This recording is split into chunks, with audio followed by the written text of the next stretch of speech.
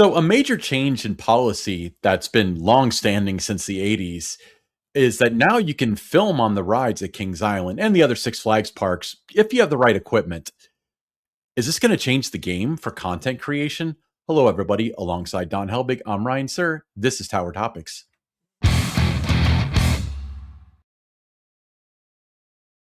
Well, new episodes of Tower Topics, they drop 3 times a week, every Monday, Wednesday, Friday. So listen wherever you get your podcast and subscribe on YouTube. So Ryan, Kings Island guests, as you mentioned, are now allowed to film on rides using those Meta smart glasses to record as long as they follow the updated Six Flags policy, requiring a glasses-based micro camera secured with an approved strap. Mhm. Uh, Major shift from previous blanket bans on on-ride filming. And uh, Kings Island has it's pretty much always been a don't film on rides, even though back in the 70s people did have their cameras Did out they and they have were their big taking pictures. Betamax camera? Yeah. They had pretty big cameras and those little Polaroids that would like pop out the film right away to you and stuff. People would still film with those kind of things, but big crackdown really started, mid 80s, late 80s, in terms of filming on rides. But what are your thoughts on this? And we talked about it months before it became, official on their websites that this was going to be something that you could do. We were both excited about it. We both went out and bought the glasses before you got yours right there. Mhm. Yes, yeah, before anything, all the updates were made on the Six Flags websites. But we knew that this was a change that was happening. So, what are your thoughts about it? Do you feel good about it? Do you think it's something that you know it was due? They needed to do this, and why do you think they changed it? Um, I'm so surprised that they're the first mover on this because they don't strike me as a company that's on the edge of, the trends and the policies and so on. I think that they changed it because, I mean, who are they to tell me that I can't wear glasses? These are just like any other glasses.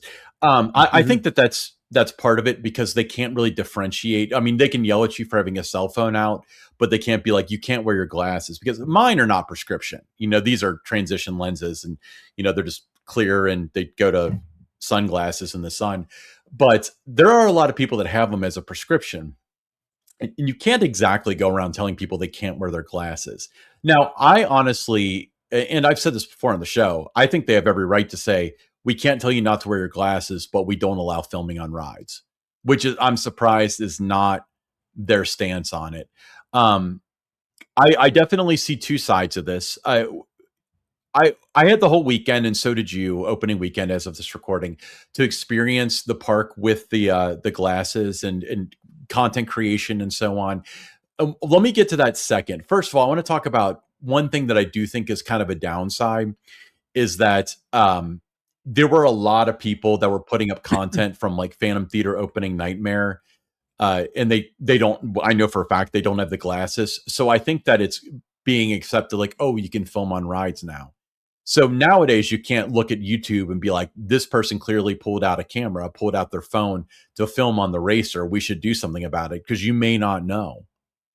So I think that that's the one negative to this, but the positives are pretty astounding. And I was excited about using my glasses at the park, and I um, it really kind of exceeded my expectations. So here's some footage from Diamondback. It always felt safe.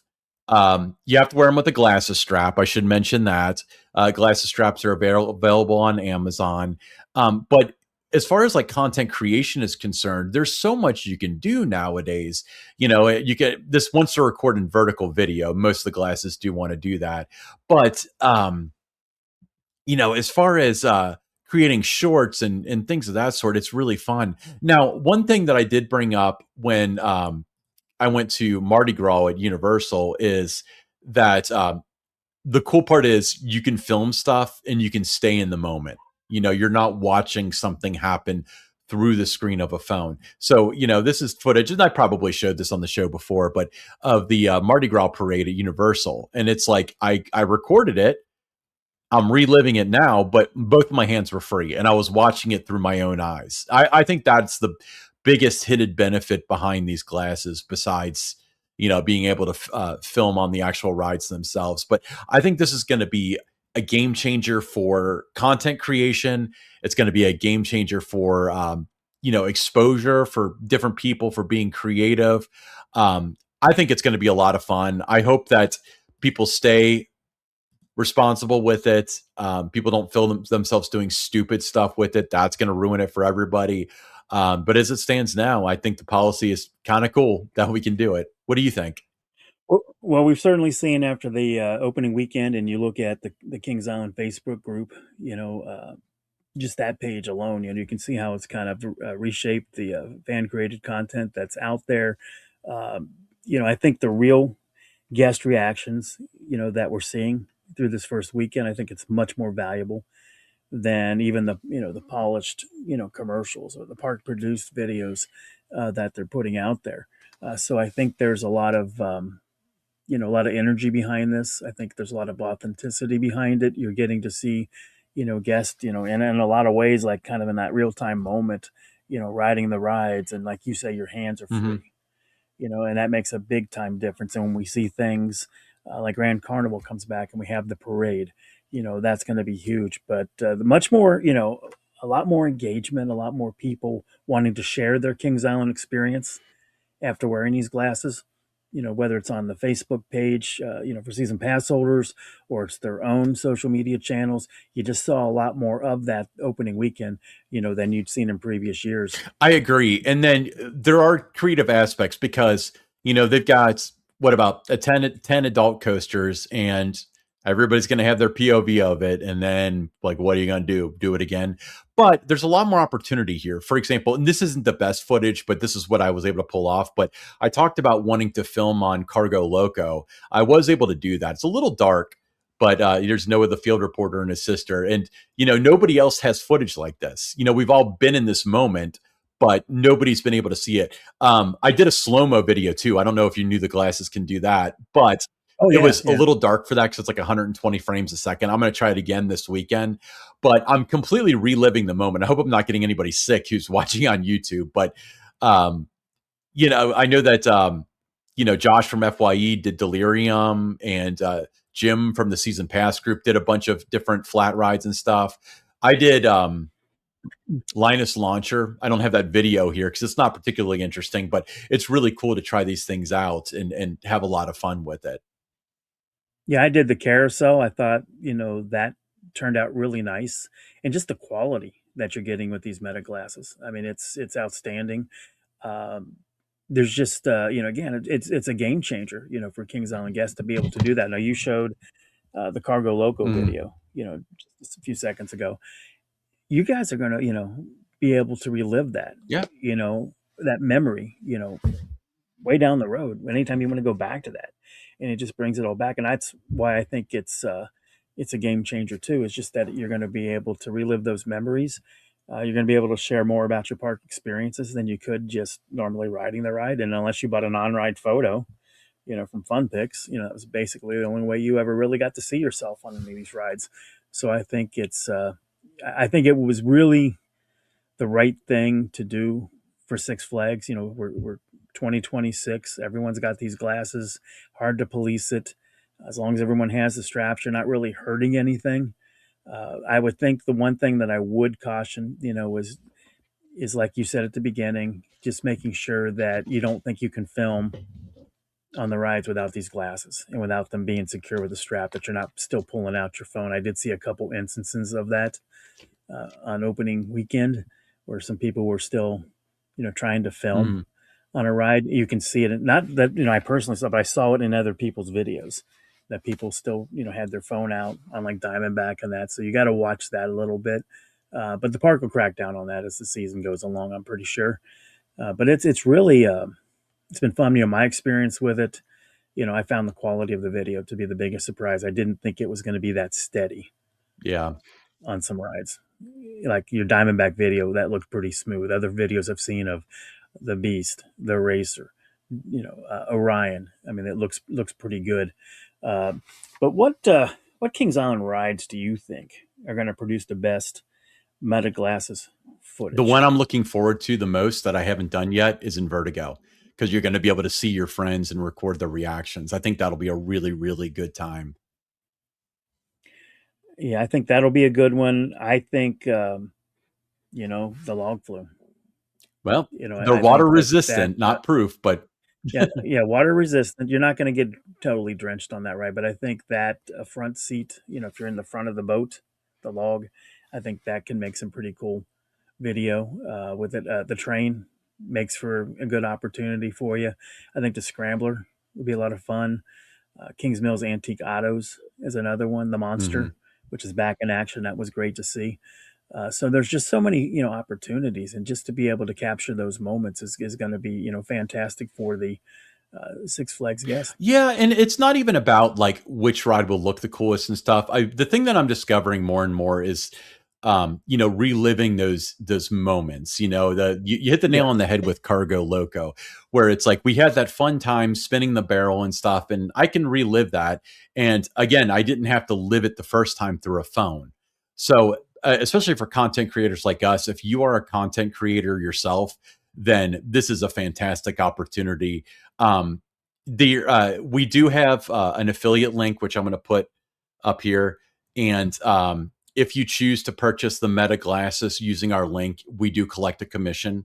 Not saying you have to do that. I'm just going to have that option out there if this video convinced you to make it part of your repertoire. But I found this is a strap. You and I use a different strap. This one's been great for me on Amazon. I like it because it's got these rubber ends, and it's actually pretty easy to get it on and off the glasses, and then it just tightens directly behind the neck. Um, so this has been great. It's cheap. It's not super expensive. Found it on Amazon. But in the future, it looks like Apple's going to come out with their own. It's going to be a situation where it's like announced at the end of 2026 and probably available sometime in Q1 or Q2 of 2027. Having an iPhone and stuff, I'd be open to that, to upgrading to that. But these now, for some technical specs, the default is 30 frames per second, 1080p. The other settings available are 4K at 30, sorry, 3K at 30, and 1080p at 60. Now, if it's a bright sunny day and you're riding a roller coaster, 1080p at 60 is absolutely required. I actually recorded, I didn't put the footage on here because it doesn't look good, but I recorded Orion at 30 frames per second, and it looked like a late 90s webcam because it was just, Orion goes way too fast for 30 frames per second. At 60, though, Diamondback goes almost as fast, and you can see smooth as butter here. Also, let's talk about it's got stabilization. It's a digital stabilization, but roller coasters aren't exactly known for being butter smooth, whether they're steel or they're wood. And it's the stabilization works amazing. Here's Mystic. Mystic obviously being a wooden coaster is a little bit rougher. I haven't gotten to use it on the Beast or the Racer yet, so we'll have to see how those turn out. But this one, you can see the people in front of me gyrating and stuff, and their hair's flying everywhere. Actually, I think the one on the left might have lost a hair tie, but I think that it looks great. And one thing I did notice, by the way, is especially if you're tall, and I'm 6'1", is you can get some great footage not in the front row. We've always had the thought of, people film on, the second or third row of Banshee, and all they get is the row in front of them. But something like this, I think, really encapsulates the experience of riding Mystic, because you can see the predictors of the first four cars in front of me, you know? yeah, I like the footage that you just showed right there on Mystic, and you know some of the ones I've seen on Diamondback and Orion, where you're further back in the train, Mhm. and I think it really showcases the experience a lot better.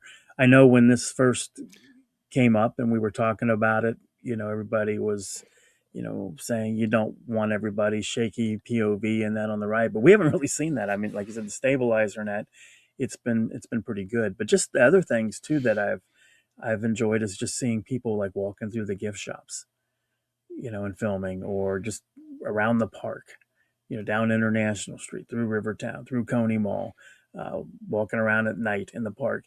Those are the kind of things that I think helps Kings Island and other Six Flags parks sell tickets, because it's really showcasing the experience. It makes you want to be there.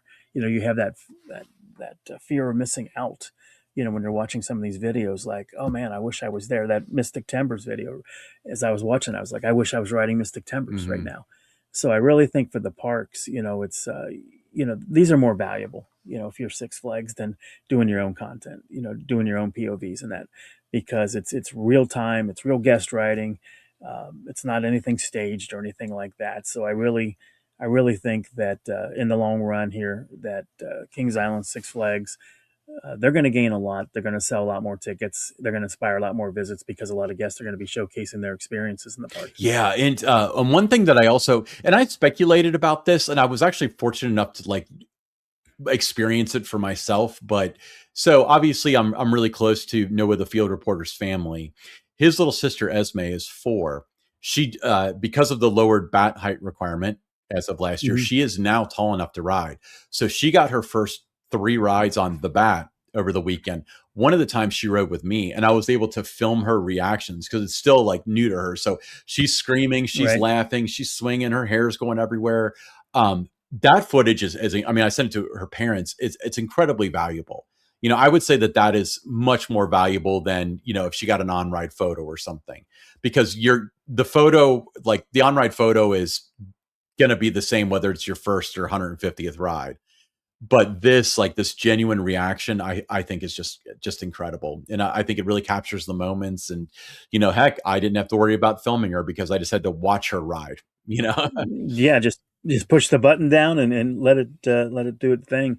How did you find the charge time? How did you find that holding up in the park? So I've got a little bit of experience with this. If you're going to use it regularly, you might want to bring the case with you. The case is also the charger, and it charges via USB. The glasses charge inside the case. If you bring the case with you, it'll certainly last you all day. It's like 8 or 10 hours or something of recording time. Without the case, one charge may not be enough for an entire, like, say, like 8-hour day at Kings Island or 4 or 5-hour day of intense use. The 3-hour videos really kill it. There are other accessories available on Amazon where you can like, I'm trying to find something where, it's got the same mechanism that charges in the nose bridge, but maybe it's a battery pack, so I don't have to carry this in my pocket. Like, this hasn't been too bad, but I'm always looking for a better solution. But if you bring the case, if you're concerned with time, bring the case with you. It'll last a 12-hour day at Kings Island. If not, you got to pick your battles with what you record and stuff. You can turn off the Hey Meta thing, that pulls up the AI features. That is kind of worthless. Meta AI is not very good. But you can turn that off, and that preserves battery life because it's not constantly waiting for you to say that. But I was surprised with how well the battery worked. Yeah, and we talked about video, but it's also been outstanding taking photos around the park. Yeah, 12 megapixel photos. I would say it's definitely superior for video than photos. It doesn't have a huge sensor in it. So if you try to take a picture in Phantom Theater, it's going to be hit or miss based on how much lighting you get. So one thing I did notice was, I'm working on the thumbnails for these episodes, and especially with Phantom Theater, when I did the thumbnail for, our reactions to it, is I just took the video, I put it in Final Cut, and just pulled frames from that, and it worked great. If I'm recording, I think I was recording 4K or 3K at 30 in there, and that was plenty for at least a thumbnail. You're not going to be able to print a 50 by 60 inch poster, but as far as content creation is concerned, there's a law of diminishing return when it comes to resolution with that. Yeah, but I was excited to use them and was very pleased. I know you're very pleased about it. If you've tried the Meta glasses opening weekend at Kings Island, let us know in the comments. What were your thoughts? Did you capture those moments? That you're going to be able to look back on. Were you surprised that you were able to do this? Did anyone at any of the rides not understand you could do this now and maybe question what you were doing or tell you not to? Just let us know in the comments. Yeah. Now, okay. Before we move on, I do want to give an anecdote, because there was somebody. Okay, so I mentioned, we saw a bunch of videos and stuff of Phantom Theater opening Nightmare, and selfies and stuff like that. Somebody in my group did ask, like, are we allowed to take pictures on Phantom Theater? And they said no, you're not allowed to take pictures or video unless you have the glasses. So it sounds like, at least to an extent, that has been communicated out. Now, as of this recording, they haven't updated the website, but not shocked about that. It's been confirmed several times. Tony Clark himself said, you wear the strap, you get to use them. So, and if things change, we'll do an episode complaining about that. But for now, so much fun. During the course of this video, you saw several ads pop up for Meta AI glasses from different vendors. If you use any of those links, you're helping us out. We do collect a small commission. Whichever one gives you the lowest price, use that one. Yeah, and you can take your video and you can, do some like screenshots and that. And if you're just posting on social media, the photos look okay, off your videos. They're plenty good. I mean, for me, it was my photo editing goes as far as thumbnails. Like, I don't really need to do anything beyond that. Yeah. Totally fine for that. If you're putting them on social and stuff, totally fine for that. If you're starting to do prints, like, you're in the wrong business if you're using a micro camera. Yeah, you don't want to do that. But if you have something you just want to post on, X, Instagram, Facebook, you can take the video from the Meta glasses and you can just, do a screen capture and it'll look pretty good. Yeah, that's a good strategy. Pulling the frame's a good strategy. It's there's so many ways to do things. Many ways to skin a chicken? Is that Yeah, and you can make it look wider, it's because it shoots in vertical. But if you want to do a photo with the way you crop it down and that, you can make it more horizontal looking. Yeah, for your social media posts if you can. And like the style that I chose here, simply because it fits the frame better, is the having, basically I took two of the same videos, layered them, made one of them big and put a Gaussian blur on it. That seems to be the accepted way to kind of do this. But if you want to crop it or something, you can absolutely do that. But this is how you do it with maintaining the resolution. I don't know if I love or hate this, but this is what other people are doing. So yeah, I like the fact too that they're Ray-Bans, so that'll help on those bright sunny days.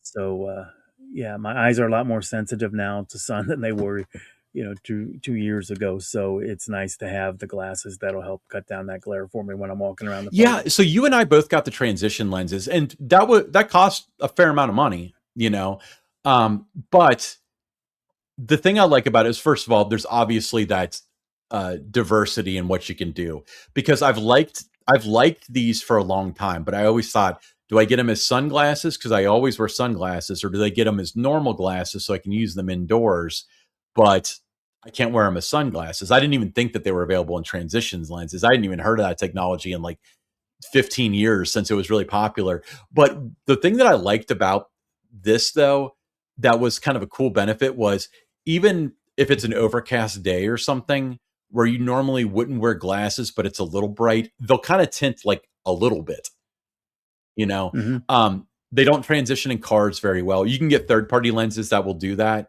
I'm looking into that, because you can just pop the lenses out of these things and put in new lenses, I guess. I've seen it on YouTube plenty of times. So that's why they're not great for driving. I actually have another pair of Ray-Bans that I use for driving. But other than that, for theme park life, for outdoor life, I'm so happy with this product. We both got the Gen 2s that are the Wayfarers. That's the model. But if you find another one that works for you, the Generation 1s have a slightly less good battery life, but you can get them at a pretty steep discount. So completely make the decision that's right for you. But if you've bought these before, let us know in the comments what's your thoughts. Did you get to use them at Kings Island? As Don asked, did anybody say anything to you like you can't do that here, although it is the policy? And if you have any ideas, especially if you don't have them, for stuff you'd like to see filmed, we'd love to hear them in the comments.